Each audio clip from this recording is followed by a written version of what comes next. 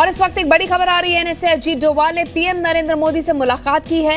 बीती रात बारामूला में सेना के कैंप पर आतंकी हमले को नाकाम करने की कोशिश के बाद दोनों की मुलाकात हुई है। अजीत डोभाल ने पिछले 24 घंटे में सीमा पर हुए घटनाक्रम की पूरी जानकारी प्रधानमंत्री को दी है। आपको बता दें कि प्रधानमंत्री लगातार नजर बनाए हुए हैं किस तरह से सीमा पर हलचल हो रही है।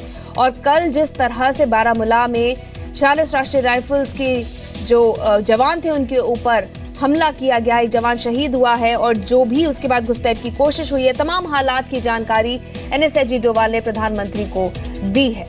कुछ वक्त पहले उनकी मुलाकात हुई है प्रधानमंत्री मोदी से, जिसके बाद ये पूरी अपडेट्स प्रधानमंत्री को दी गई। रविंद्र कुमार हमारे सहयोगी हमारे साथ जुड़े हैं। रविंद्र, क्या अपडेट?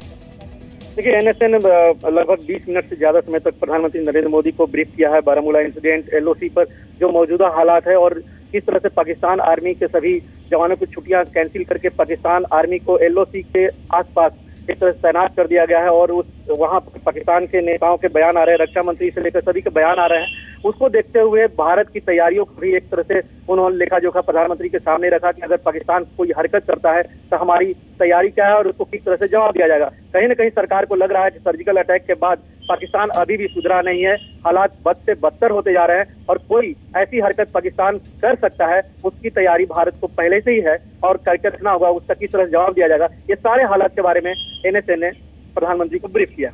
बिल्कुल रविंद्र, हर तरफ से संदिग्ध गतिविधियां सामने आ रही है, चाहे गुजरात में नाव पकड़े जाना हो, गुरदासपुर में भी लोगों को पकड़ा जाना हो, या फिर कल जिस तरह का घुसपैठ की कोशिश की गई है वो है। और ऐसे में प्रधानमंत्री इन तमाम चीजों पर क्लोज नजर बनाए हुए हैं।